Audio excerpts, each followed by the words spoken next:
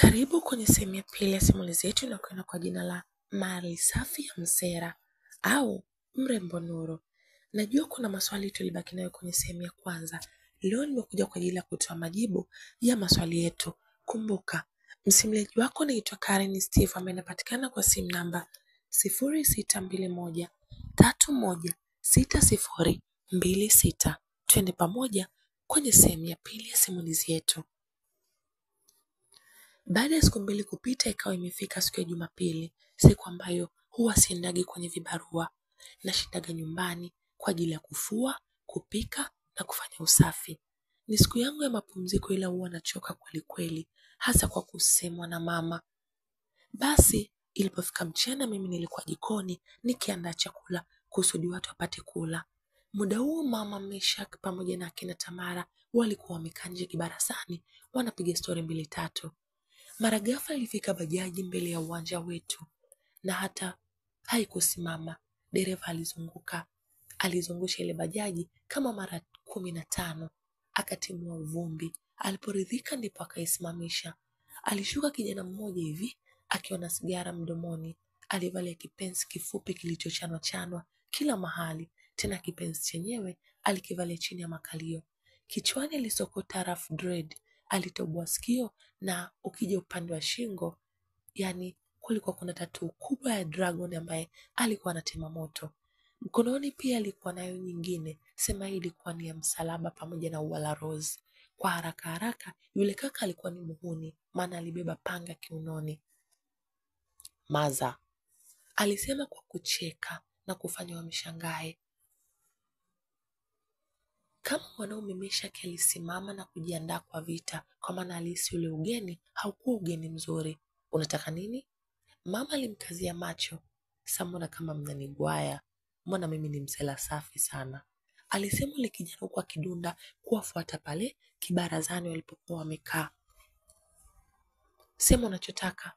Basi fresh. Mimi nampenda binti yako mmoja. Nataka ndo awe mama la mama.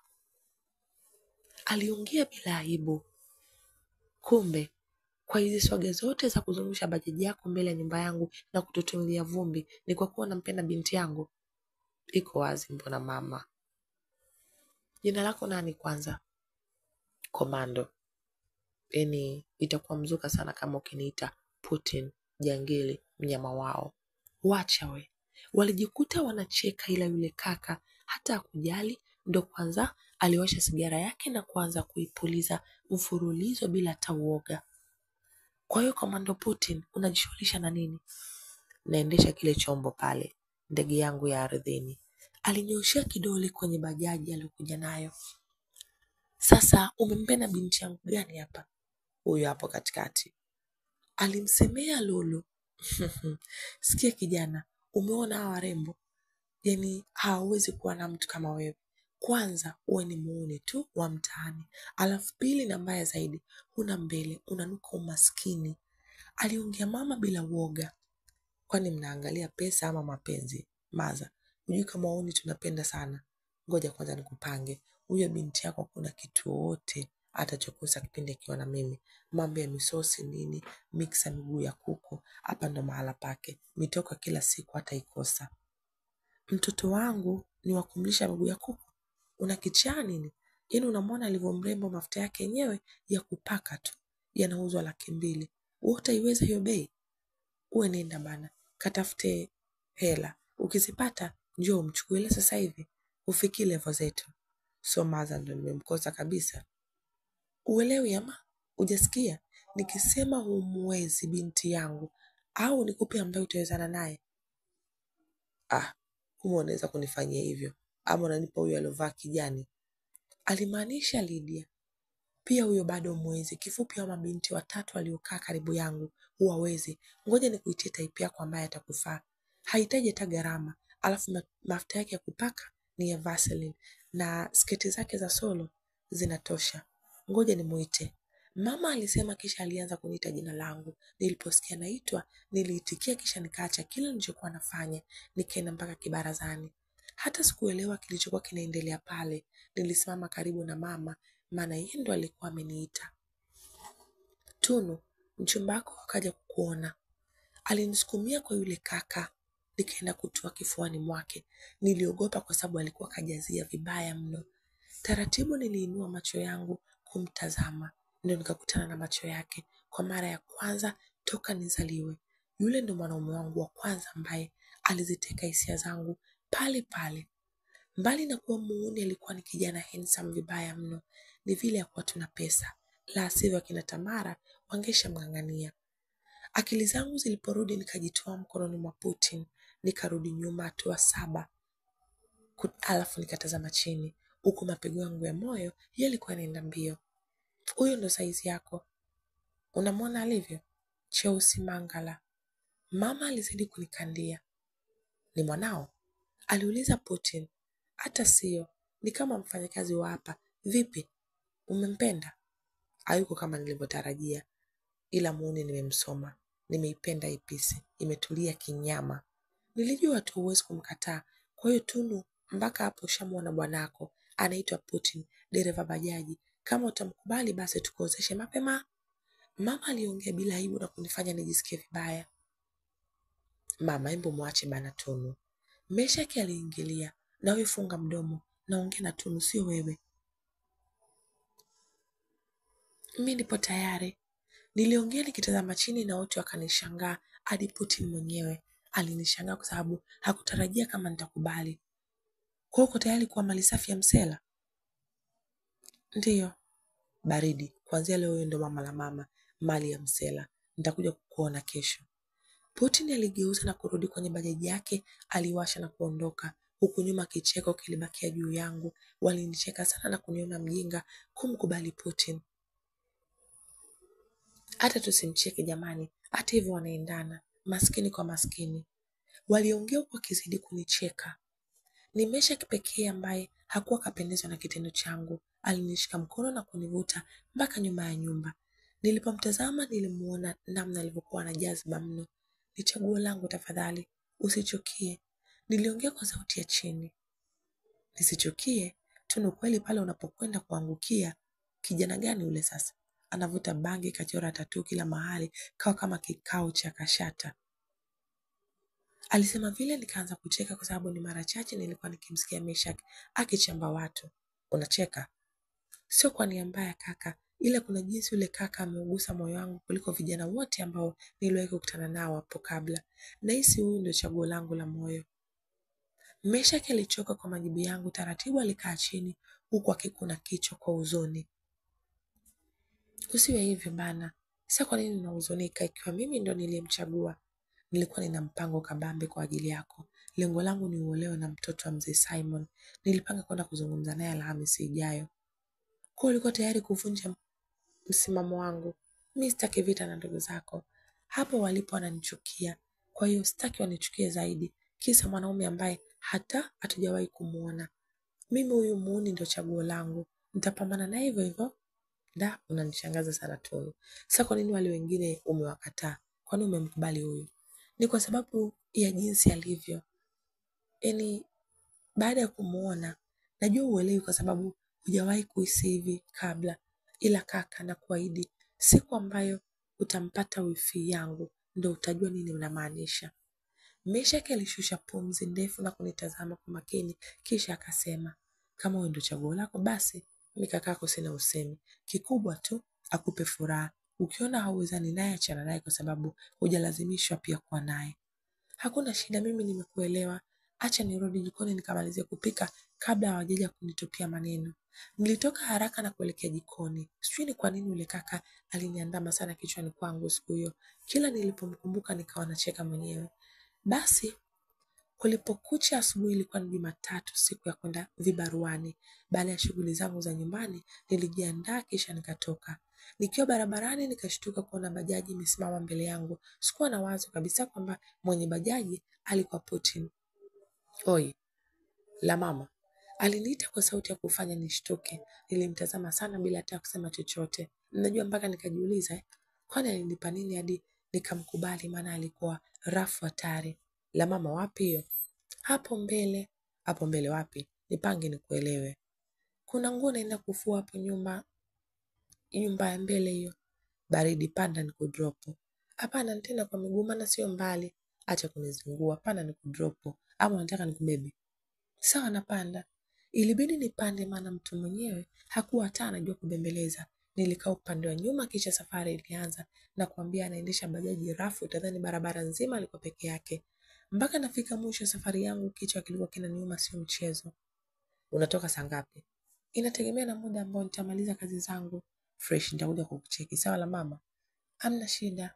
Atakaye kuzingua yoyote, mwambie ni mali safi ya Putin. Unaelewa? Sawa. Nilitabasamu na kukoa kidogo kisha nikageuka na kuelekea ndani.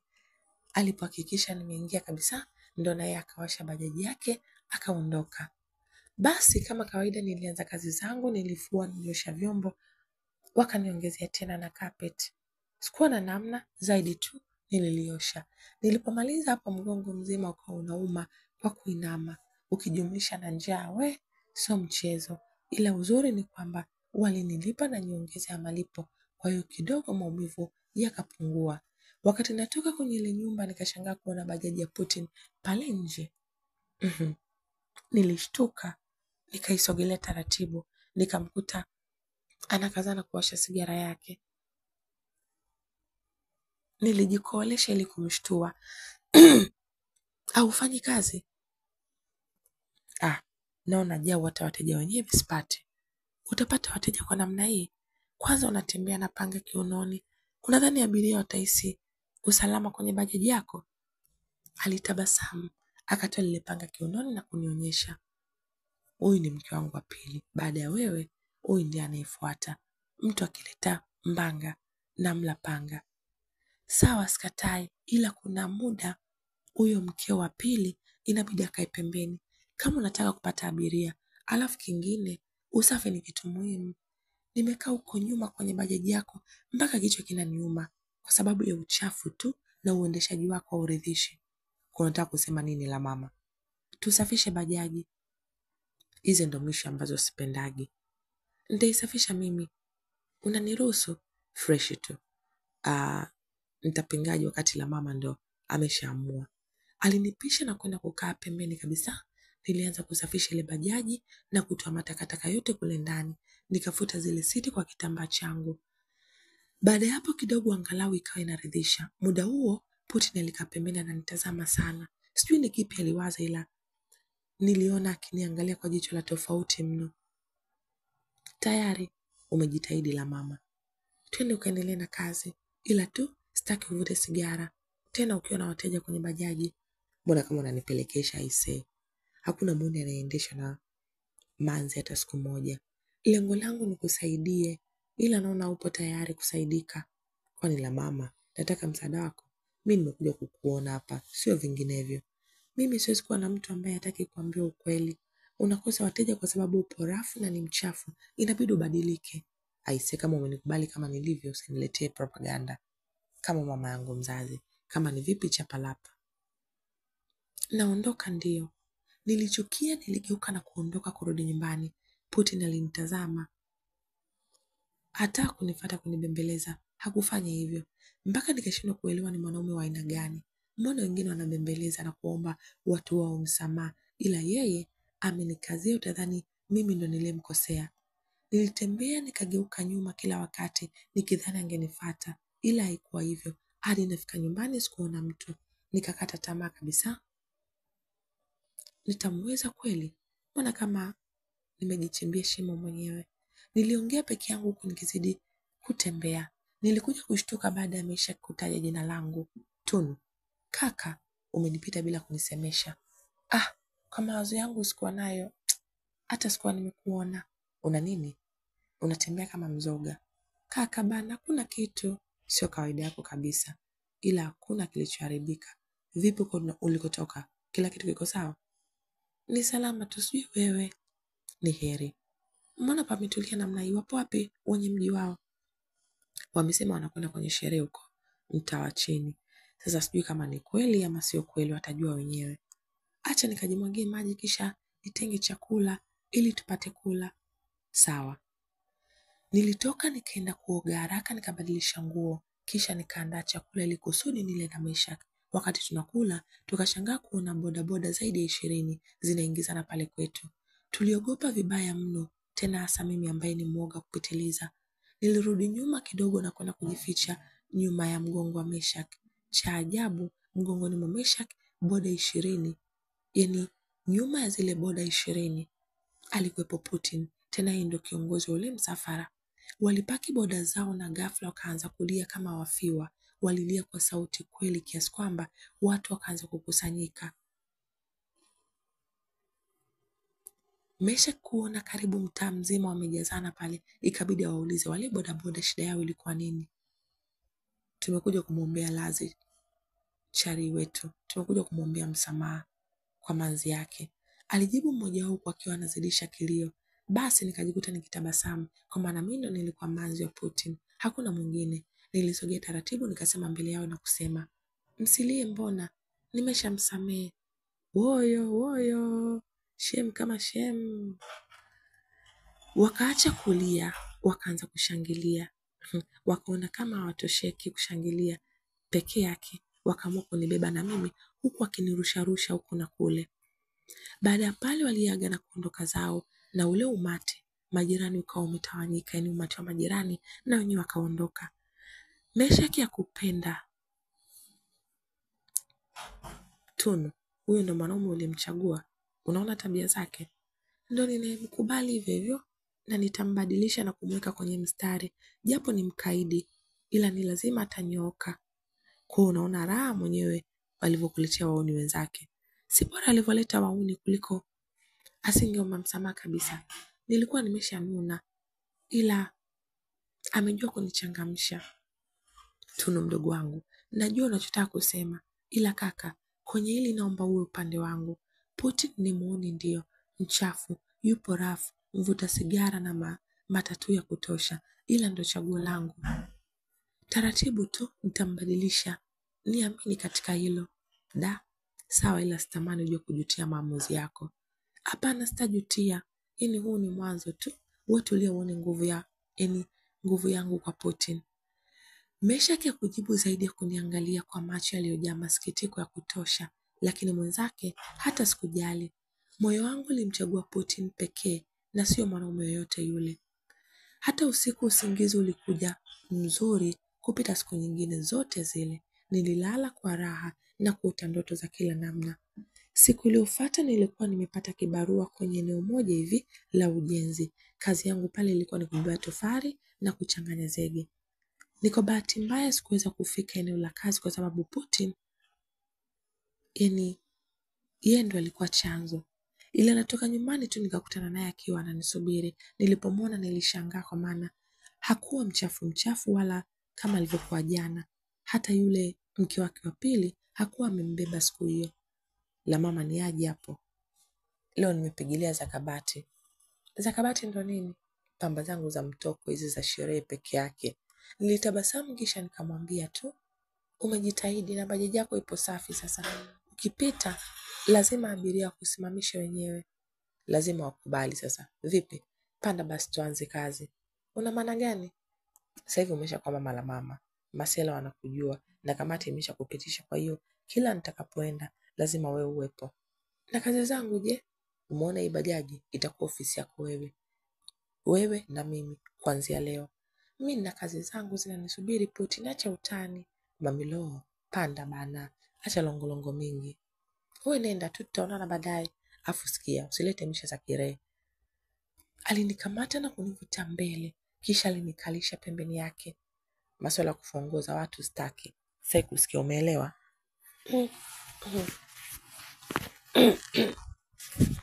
Unakoa nini sasa? Umenielewa? Sio cha jibu. Sawa. Hakuwa natania hata kidogo. Siku hiyo nilikuwa kama boda wake. Yaani naweza nikasema konda. Nilikusanya nauli na kuzihifadhi. Kazi yake ilikuwa ni kuendesha tu bajaji, na tulipata tripu nyingi sana siku hiyo. Hadi mchana ulipofika tulikuwa kama na 20,000 ya faida. Mamilo, tuingie hapa tubonye msosi. Aliegesha bajaji mbele ya kibanda cha mama ntilie. Tukaingia ndani. Aliagiza wali maharage sahani moja kwa sababu alidai kuwa na njaa hivyo.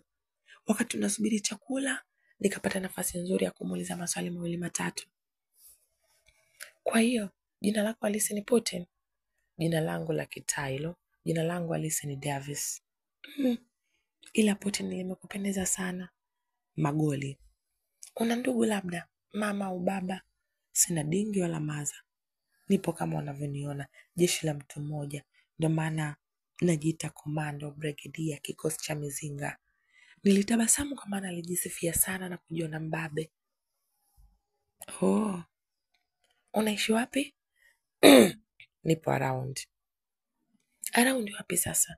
Mamilo mambo yakikaa sawa, nitakupeleka ghetto. Ila sasa hivi nakaa kwa Masela.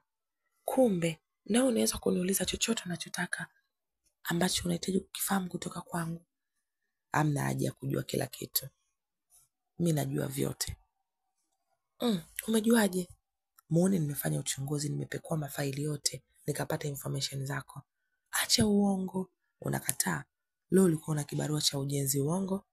Ni kweli. Umejuaje kuhusu hilo? Ndio maana nikaitwa muone.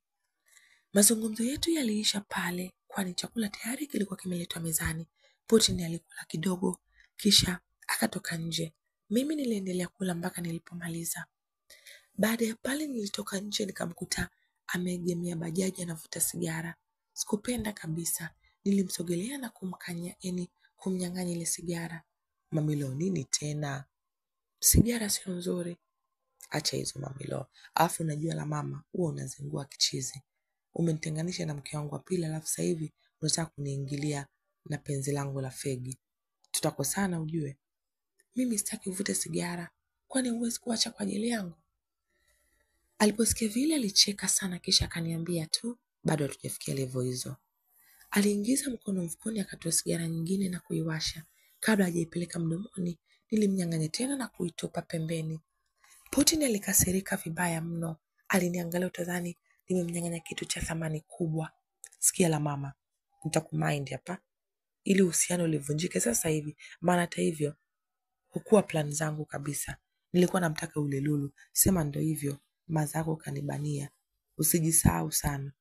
Niliposikia ile maneno nilijisikia vibaya kweli. Nikaona ni kielele changu cha kumkubali Putin. Yaani ikiwa hakuwa kabisa mpango wa yeye kuwa na mimi. Taratibu nilipanda kwenye bajaji na kukaa kimya. Alipomaliza kuvuta sigara yake, ndo na yeye akapanda. Tukaendelea na kazi. Sikuwa nimechangamka kabisa na mudi ilipotea yote. Mpaka giza linaingia, bado nilikuwa vile vile. Putin hakutaka tufanye kazi hadi usiku sana. Alinirudisha nyumbani. Na mama, tutaonana kesho. Poa. Nilijibu kwa unyonge huku nikishuka na kuanza kupiga hatua kuelekea ndani. Kabla sijafika ndani akaniita. Oya Mamilo, hata hagi basi. Kamwambia Lulu akukumbatie. Nilijibu kwa hasira hata hakujali. Nilimuona akicheka, alafu aliwasha bajaji na kuondoka. Ukweli ni kwamba nina wivu kabisa, na wivu ndo ulichangia pia mimi kukasirika zaidi. Kwa hiyo hata chakula sikula kabisa. Nilipitiliza moja kwa moja na kwenda kulala.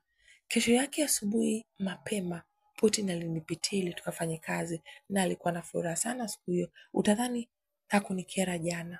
Oi Mamilo, ni aje? Sikumjibu, nilipakia na kukaa kimya. Nilikuwa nimevuta mdomo. Bado umemind muhuni? Baridi. Alitabasamu akawasha bajaji tukaanza kazi, na wala kuniambia neno samahani. Ni kama alichokisema jana kilikuwa ni cha kawaida sana. Basi tukiwa tunapiga ruti za hapa na pale, tulipata mteja fulani hivi wa kiume. Ni mkaka wa kawaida, sema ni mtanashati ile mbaya, na alikuwa anafanya kazi benki. Ni yeye pekee ndo alikuwa amepakia kwenye bajaji yetu. Hatukuwa na abiria mwingine. Sasa yule kaka alipopakia tu akaanza kuniangalia sana. Aliniangalia kwa muda mrefu kweli, na mwisho wa siku alishindwa kuendelea kuvumilia na kuamua kuniuliza jina langu. Unaitwa nani dada? Naitwa Tunu. Okay, nice name. Mimi naitwa Stefano. Nafurahi kukufahamu. Nilisema kwa bashasha, kitu ambacho Putin hakukifurahia. Niliona tu jinsi alivyokuwa amekunja sura, na mimi nikaona nitumie ile nafasi kwa ajili ya kumkomoa naye kidogo. Ni wanawake wachache sana wanaopambana kama wewe. Ni kweli kabisa Stefano. Unafunga ofisi saa ngapi labda ili kusudi nipate wasaa mzuri wa kuzungumza na wewe? Jioni kama saa 11 utaweza kuonana na mimi baada ya kumaliza shughuli zako? Kabla sijajibu, Putin alipaki bajaji pembeni kwa hasira. Hapo tayari alikuwa amechemka hatari, yani mpaka mwenyewe nikaanza kuogopa. Alipoipaki tu bajaji, haraka alishuka na kumfuata Stefano kule nyuma alipokuwa amekaa. Bro, una adabu kutongoza wake za watu, sio? Alimkuida Stefano, yani kiasi kwamba kaka watu alianza kutokwa na makamasi. Sikujua bro. Wewe unadhani natembea naye huyu kama mapambo? Hii ni mali safi ya msela, pisi ya muuni. Unataka kuleta ubitozi wako kwenye kambi ya Wajeda? Bro, nisamee. Siku nyingine ukikatiza mbele yangu, nitakutia bisibisi ya maeneo. Haya, potea. Alimwachia Stefano kwa msukuma pembeni. Maskini kaka wa watu alitoka mbio, hata nauli ya kulipa. Alivuka barabara, akadandia bodaboda na kupotea kabisa. Alipoondoka Stefano, Putin alimgeukia akawa amekunja sura. Mamilo, ndo nini sasa hivi? Kuhusu nini? Kwa nisiongee na abiria? Abiria anakupiga masaruti mbele yangu na wewe unacheka tu. Alionyesha wazi kuwa alikuwa anaumia. Wewe jana ulisema ukuwa na plani na mimi. Ulikuwa unamtaka Lulu. Sasa ya nini kunionea wivu? Uwe ni manzi yangu ujue. Kwa wivu lazima. Huwa sionyeshi ila jua msela naumia. Alilalamika na sauti yake kukata. Yani ilikuwa inakatakata. Mpaka nikamwonea huruma. Au nadhani mimi ndo siumii? Unanitolea maneno machungu kila ninapojaribu kukuweka kwenye mstari. Wewe hujui tu kiasi gani ni ngumu kuacha fegi. Unaacha kidogo kidogo kama kweli unahitaji niendelee kuwa kwenye maisha yako. Utafanya hivyo. Kila linalowezekana inabidi ulifanye. Ili tu kuacha sigara. Alishusha pumzi ndefu, akajifikiria sana, lakini mwisho akatoa pakiti la sigara mfukoni na kunipa. Vizuri, unavuta sigara ngapi kwa siku? 4 mpaka 5. Nikiwa vibaya navuta hata 6. Utakuwa unavuta 2. Moja jioni, nyingine asubuhi. Baada ya hapo utaanza kuvuta moja. Freshi. Nafanya yote ya kwa sababu ni siku chache tu nimekujua, ila tayari msela nimekamatika vibaya mno na nina wivu kichizi. Na yule boya ashukuru Mungu sikutembea na mke wangu wa pili. La sivyo ningeondoka na masikio yake. Yaishi jamani. Haya, twende tukaendelee na kazi kwa maana tujapata abiria wa kutosha leo. Freshi. Tulipakia bajaji yetu kisha tukaendelea na ruti zetu. Niseme tu siku ilienda vizuri mno. Tukawa hadi tunapiga stori na kucheka pamoja. Kitu ambacho mara ya kwanza ilikuwa ni ngumu. Jioni kama kawaida Putin alinirudisha nyumbani kwetu. Mamilo, unaonaje hizi hela ukawa unakaa nazo? Kwa nini? Kaa nazo wewe. Nitaingiwa na tamaa bure, uishi nazo. Hakuna shida. Nilizipokea na kuziweka kwenye pochi yangu kisha nikamwaga na kutelemka. Putin hakuwa karidhika na ile aina ya kuagana. Alitaka tuagane kwa staili nyingine. Alinifuata haraka na kunikumbatia kwa nyuma. Nikahisi kama shoti ilipita mwilini mwangu. Nikaanza kupumua haraka ukizingatia sijawahi kukumbatiwa vile na mwanaume yoyote hapo kabla. Putin, niliita kwa sauti ya chini. Mamilo, hata yeye hali yake ilibadilika ila kutaka kunivunjia heshima. Hivyo aliniacha tu na kujiweka sawa. Kusema kweli niliona aibu sana mpaka nikashindwa kabisa kumtazama usoni. Na yeye alijua hilo, ndio maana akatabasamu na kutikisa kichwa. Usikumwe mama Milo. Na kwako pia. Nilitoka spidi kukimbilia ndani nikiwa bado nina aibu. Ile naingia tu ndani napokelewa na sauti za vicheko. Kumbe mama na binti zake walikuwa wanatuchungulia dirishani. Niliona aibu sana maana vicheko vyao vilikuwa ni vicheko vya kuumiza. Kwa hiyo Tunu ndio umekufa umeoza pale? Alisema mama. Ndio taipu yake. Unataka afie wapi pengine kama sio kwa yule muuni wake? Ila jamani dunia ina mambo. Alisema Tamara na kuwafanya wenzake wazidishe kicheko. Nimesikia siku hizi wanaendesha wote bajaji. Tunu ndo kawa konda mpiga debe. Mapenzi haya, ila tusiwashangae sana kwa sababu ndo wanatafuta chakula cha watoto wao. Na kweli mama, sio kwa kupambana huko. Tunu, mwambie kijana wako afanye haraka akutoe huku ndani, sababu tumesha kuchoka kuona sura yako. Akuoe tule pilau, maisha mengine yaendelee. Aliniambia mama na wala sikujali. Nilitoka kimya kimya na kwenda chumbani kwangu. Nikajifungia huko, nilikuwa nina furaha sana siku hiyo. Ndio maana sikutaka waniharibie mudi. Ningekuwa na simu ningempigia Putin nisikie sauti yake. Niliongea peke yangu huku nikiwa na garagara kitandani. Basi ule ndio ulikuwa mwanzo wa furaha yangu na Putin, maana raha nilizozipata nilikuwa siwezi kuelezea. Ninapokuwa na yeye nilikuwa zinazidi kumiminika siku baada ya siku.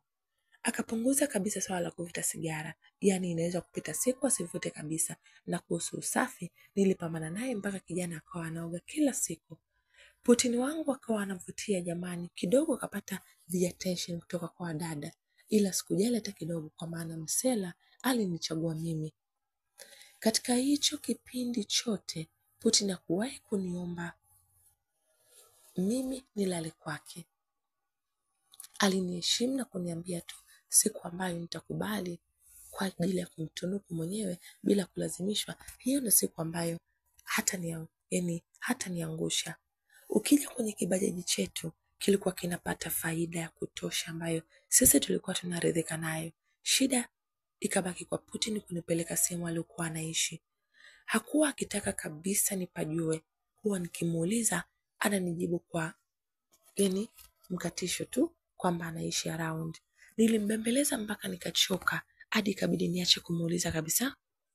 Sasa siku moja alidai anataka kunitoa out. Nakumbuka siku ilikuwa ni siku ya Jumapili bana. Sikuwa mbishi maana chochote alichokuwa anataka Putin sikuwa na sita kukifanya.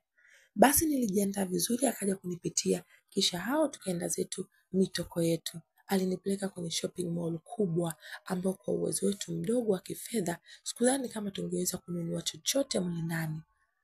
Kabla ya kuingia nilimvuta Putin pembeni. Mbona umenileta huko? Hivi unajua gharama ya vitu vya humu ndani? Najua. Hatuwezi kuvimudu, tafadhali. Twende sehemu nyingine. Mami leo tulia bana. Leo msela anataka nikubless na mtoko wa maana. Unibless na mtoko wa maana? Kwani ile umetoa wapi? Nilipata mashaka. Si tunapopata kwenye kazi yetu, au nitaka nitoe wapi pengine mamilo? Hela zote ninazo mimi na sijaja hata na shilingi 10. Sasa sijui uko ndani utalipia na nini? Wewe twende bana. Aliona kama mimi namchelewesha vile. Alinishika mkono kisha tukaingia ndani ya ile mall. Ilikuwa ni mara yangu ya kwanza kuingia mle ndani. Huwaga napitaga tu kwa nje. Basi nikawa nashangaa kwamba Putin akawa na kazi ya kunishtua pindi nilipokuwa nimezubaa. Tuliingia kwanza kwenye duka la vipodozi. Huko alininunulia mafuta mazuri pamoja na perfume. Vyote vilikuwa 100,000. Cha kushangaza Putin alilipia bila hata malalamiko. Cha kufanya ni muangalie kwa mshangao. 100,000 wewe? Kwani kuna shida gani? Leo nataka uenjoy mamilo. Tena umetoka wapi lakini? Kuhusu swala sijui nini. Tuende taratibu, achana na kutoka wapi. Hela hizo umezitoa wapi? Vunga la mama, njoo huku uchague nguo. Alinivuta mkono tukaingia kwenye duka jingine la nguo. Huko gauni ya bei ya chini ni 80,000. Putin hakujali kwa sababu alinichagulia magauni 3 pamoja na viatu pia 2. Na kwenye malipo napo hakusuasua kwa maana alitoa noti za kutosha akalipia. Bado nini kingine? Unataka wigi mamilo? Ama hereni au cheni? Sitaki chochote, hivi vinatosha.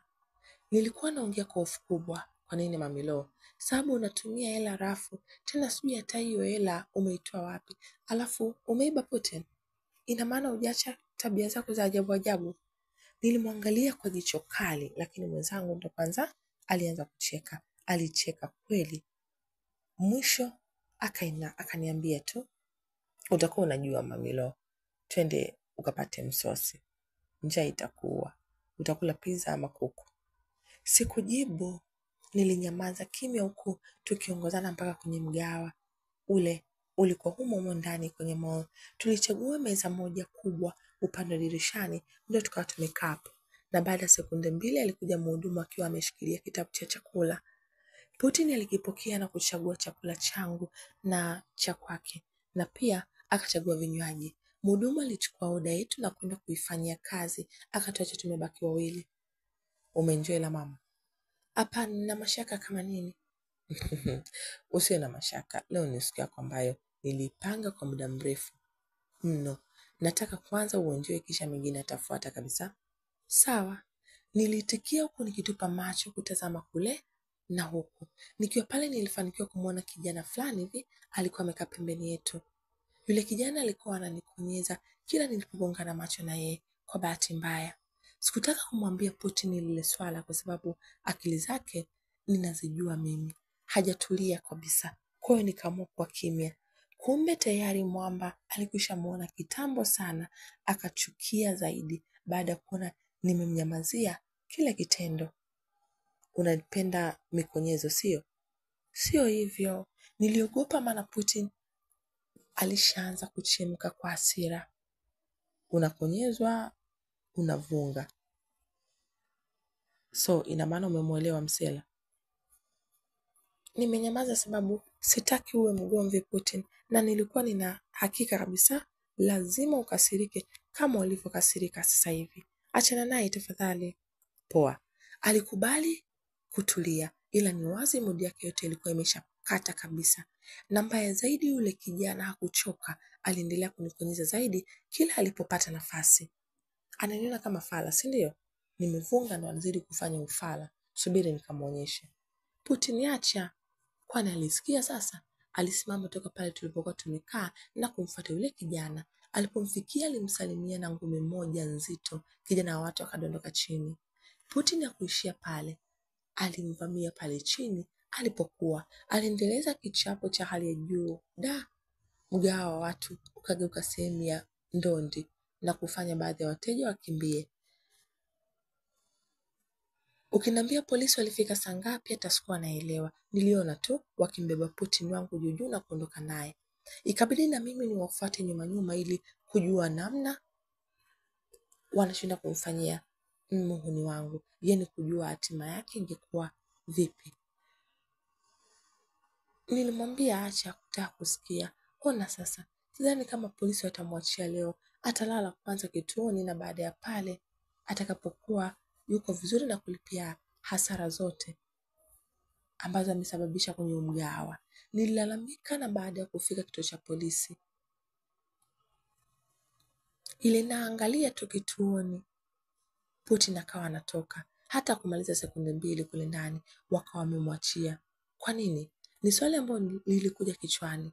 Mamilo aliponiona alifurahi, alinikimbilia na kunikumbatia kisha akasema tu, umeogopa hadi umelia? Ndiyo, nadhani ni jambo dogo kukamatwa na polisi. Nashangaa umeachiliwa mapema hivyo. Ndiyo, sababu mimi ni muhuni. Brigedia jeshi la polisi mmoja. Au sikukwambia hivyo? Uliniambia hilo lakini aliamua kunikatisha. Ulikuwa unataka sasa kujua ni wapi msela anakaa. Unaonaje nikupeleke ukapaone? Kweli? Ndiyo Mamilo, twenzetu. Alinishika mkono tukaondoka, na hata sikukumbuka kuendelea kuuliza tena swala lake la kuachiliwa mapema. Mali safi ya msela. Unadhani msela atakuwa anaishi wapi? Na unadhani hizi pesa msela kazitoa wapi? Kwa kupata majibu ya maswali, tukutane kwenye sehemu inayofuata ya simulizi yetu ambayo inaitwa Mali safi ya msela, au unaweza kuita Mrembo Tunu. Msimuliaji wako mimi naitwa Karen Steve, ambaye anapatikana kwa simu namba 0621316026, na kusitu usisahau kulike, kushare na kucomment. Na kama bado hujasubscribe, ni kuombe subscribe alafu bonyeza alama ya kengele. Utanishukuru baadaye, kwa maana hii itakufanya kuwa mwanafamilia na kupata taarifa kila simulizi inapotoka. Kumbuka, hii ndio sehemu pekee ambapo unapata simulizi tamu zenye kukufurahisha na kuugonga moyo wako. Lakini pia unapata funzo kupitia hapa kwenye YouTube channel yetu ya Simulizi OG.